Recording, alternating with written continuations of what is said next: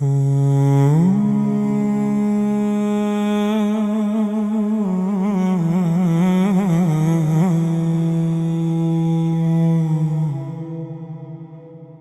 রমজানের শেষ প্রহরে দোয়া আর স্মৃতির এক আবেগঘন পরিবেশে বিয়ানীবাজার উপজেলার খাসাড়িপাড়ায় অনুষ্ঠিত হয়েছে এক হৃদয়স্পর্শী ইফতার ও দোয়া মাহফিল।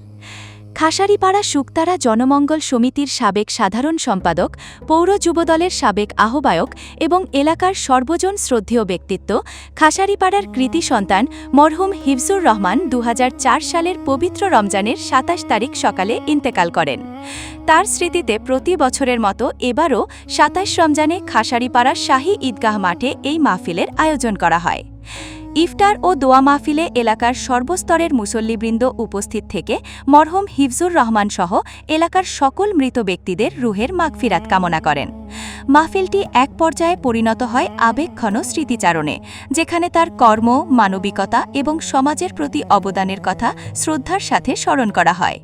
এ সময় পরিবারের পক্ষ থেকে আলহাজ লুৎফুর রহমান, মরহুমের ছোট ভাই, উপস্থিত সকলের কাছে তার ভাই, মা-বাবা, চাচা-চাচি সহ পরিবারের সকল মৃত সদস্যদের জন্য দোয়া কামনা করেন। পরিশেষে বিশেষ মোনাজাতে মহান আল্লাহর দরবারে মরহুম হিফজুর রহমান সহ সকল মৃত মুসলমানের মাগফিরাত এবং জান্নাতুল ফেরদৌস নসিব কামনা করা হয়। আজকে ২৭ রমজান, আপনারা জানেন আমরা গ্রামের মরহুম হিফজুর রহমান আমাদের গ্রামের শ্রদ্ধাভাজনের বড় ভাই আসলা এবং গ্রামের সুখে দুঃখে মানুষের সবসময় পাশে দাঁড়াইতা। উনি আইস্তনে অনেক বছর আগে এই দিনে আল্লাহর ডাকে সাড়া দিয়ে পরবারে চলে গেছেন। ওনার মাগফিরাত কামনায় প্রতি বছরের ন্যায় এই বছরও ওনার ফ্যামিলির পক্ষ থেকে ২৭ রমজান ইফতার মাহফিলের আয়োজন করা হয়। এমন জীবন তুমি করিবে গঠন, মরিলে হাসিবে তুমি, কাঁদিবে ভুবন। এরকমই একজন মানুষ ছিলেন আমাদের খাসাড়িপাড়া, এমনকি বিয়ানীবাজারের কৃতি সন্তান মরহুম হিফজুর রহমান সাহেব। আজ ২৭ রমজান, আজকে ওনার মৃত্যুবার্ষিকী। এই উপলক্ষে খাসাড়িপাড়ার সর্বস্তরের মুসল্লিয়ানে কেরামদেরকে নিয়ে আজকে আমাদের মসজিদে ইফতারের আয়োজন ছিল মরহুম হিফজুর রহমানের পরিবারের পক্ষ থেকে।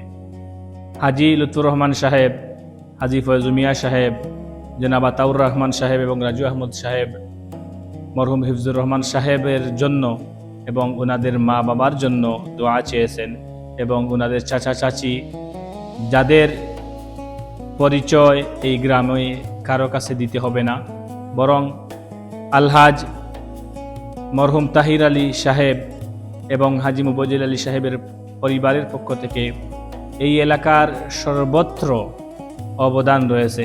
এই এলাকার মসজিদ, মাদ্রাসা, স্কুল সহ সামাজিক সর্বক্ষেত্রে তাদের অবদান অবিস্মরণীয়।